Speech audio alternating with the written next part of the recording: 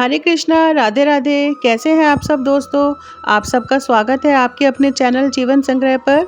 जैसा कि आप और हम सभी जानते हैं कि अभी पितृपक्ष चल रहा है, तो ज़रूर हम और आप सब अपने अपने पितरों के निमित्त कुछ न कुछ कार्य ज़रूर ऐसे कर रहे होंगे कि जिससे उन्हें मोक्ष मिले, शांति मिले और वो हम पर प्रसन्न होकर अपनी कृपा और आशीर्वाद हम पर बनाएं। पुराणों में मान्यता है कि पितृपक्ष के दौरान पितृ कथा ज़रूर सुननी चाहिए। उसका अपना अलग ही महत्व है और पितृ कथा सुनने से हमारे पितृ प्रसन्न होते हैं और अपना आशीर्वाद हम पर बनाते हैं। आज की इस वीडियो में हम आपके लिए एक बहुत ही सुंदर पितृपक्ष की कहानी लेकर आए हैं। 2 कहानियाँ ऑलरेडी चैनल पर हैं। अगर अभी तक आपने नहीं सुनी है तो प्लीज़ उन्हें सुनिए। मैं उनका लिंक डिस्क्रिप्शन में डाल दूँगी। तो चलिए वीडियो शुरू करते हैं और कहानी को शुरू करते हैं। वीडियो पसंद आए, कहानी अच्छी लगे तो प्लीज़ वीडियो को लाइक करिएगा, शेयर करिएगा और चैनल पर अब पहली बार आए हैं तो चैनल को सब्सक्राइब करिएगा। चलिए कथा शुरू करते हैं। एक समय की बात है, 2 भाई बहन थे। दोनों का विवाह हो चुका था और दोनों के 2-2 बेटे थे। बहन विधवा हो चुकी थी और अपने भाई के घर में रहती थी।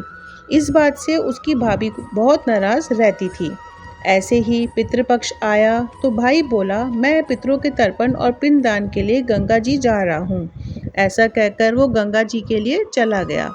भाई के जाते ही भाभी ने बाहर खेत में नंद और उसके बच्चों के लिए झोपड़ी डलवा दी। अपने बच्चों के साथ वह ननंद झोपड़ी में रहने लगी। सुबह शाम भाई के घर जाकर घर का सारा काम कर कर आती। बदले में भाभी बचा खुचा उसे खाने को दे देती। जब भी वह भाभी के घर से आती तो आटा छानने वाला कपड़ा अपने साथ ले आती थी। घर आकर उस आटे में सने कपड़े को पानी में घोलकर चूल्हे पर चढ़ाकर पकाकर बच्चों को देती और कहती, लो खीर खा लो। ऐसे ही समय बीतने लगा। एक बार भाभी ने उसे एक कपड़ा ले जाते देख लिया तो बोली, बाई जी, आटा छानने का कपड़ा कहाँ लेकर जा रही हो? इसे तो यहीं छोड़कर जाया करो। उसने वैसे ही किया। उस दिन भाभी ने उसे बचा खुचा भोजन भी नहीं दिया और बोली, कल आपकी माँ का श्राद्ध है, बिना बुलाए तो आना मत। हाँ, आंगन में लगा ये पीपल का पेड़ अगर अपनी जगह से हिले तो आ जाना।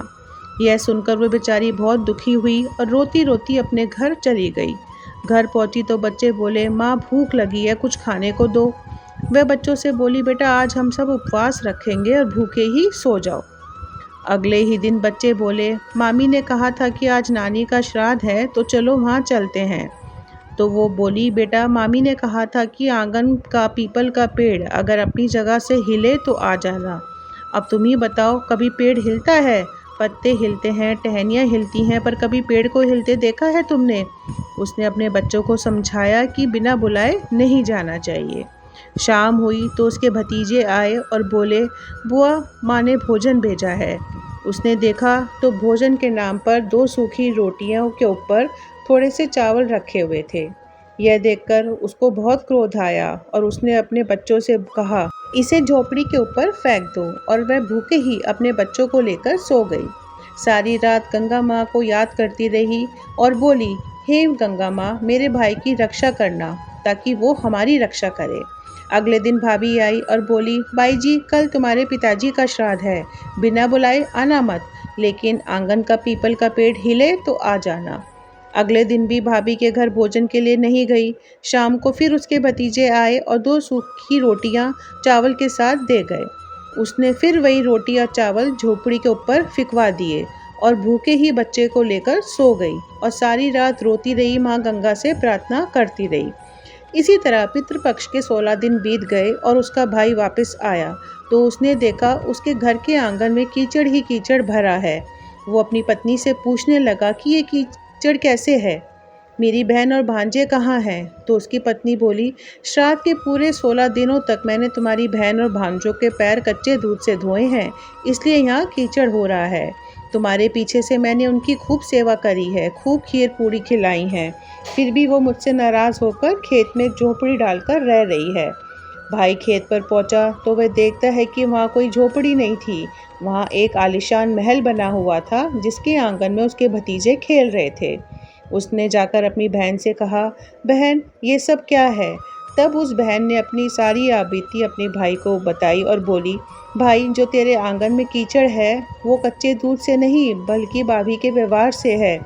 जो मैं दिन रात रोती थी उन आंसुओं का कीचड़ है वो। माता पिता के श्राद्ध पर भाभी ने कहा, पीपल का पेड़ हिले तो तू आ जाना, बिना बुलाए मत आना। पीपल का पेड़ हिला नहीं तो हम गए नहीं, और शाम को दोनों ने 2 रोटी और चावल भिजवाए, जिसे गुस्से में मैंने झोपड़ी के ऊपर फेंक दिया। माता पिता के आशीर्वाद तेरे साथ और गंगा मैया की कृपा से ये सूखी रोटियां सोने में और चावल हीरे मोती में बदल गए, जिसके प्रभाव से ये सब हुआ। भाई ने अपनी बहन से अपनी पत्नी की गलती की माफ़ी मांगी और उसे घर चलने को कहा। तब बहन बोली, भाई, गंगा मैया ने तेरी रक्षा करी, तू हमारी रक्षा करेगा, लेकिन अब हम यहीं रहेंगे।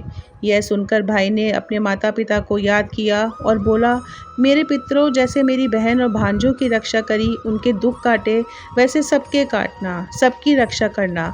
कहानी को कहने वाले, सुनने वाले और हुंकार भरने वाले सब पर अपनी कृपा करना। माना जाता है कि पितरों का पिंडदान करने वाला परिवार दीर्घायु, पुत्र पौत्रादि, यश, स्वर्ग, पुष्टि, बल, लक्ष्मी, पशु, सुख, साधन और धन धान्य की प्राप्ति करता है। यही नहीं, पितरों की कृपा से उसे सब प्रकार की सुख, समृद्धि, सौभाग्य, राज्य तथा मोक्ष की प्राप्ति होती है। वर्ष में एक बार आने वाला श्राद्ध पक्ष हमारे लिए सौभाग्य लेकर आता है, इसलिए पितृपक्ष में जो हमसे हो सके वो ज़रूर अपने पितरों के निमित्त करना चाहिए। ऐसी मान्यता है कि श्राद्ध पक्ष के दौरान हमारे पूर्वज पृथ्वी पर सूक्ष्म रूप में आते हैं और उनके नाम से किए जाने वाले तर्पण को स्वीकार करते हैं। इससे पितरों की आत्मा को शांति मिलती है और घर में सुख और शांति बनी रहती है। उम्मीद करती हूँ कि आपको आज की कहानी पसंद आई होगी। तो अगर पसंद आए तो प्लीज़ लाइक करिए, शेयर करिए। चैनल को अब तक सब्सक्राइब नहीं करा है तो चैनल को सब्सक्राइब करिए, और कुछ कमेंट्स आप लोग करना चाहते हैं तो कमेंट बॉक्स में ज़रूर करिए। राधे राधे।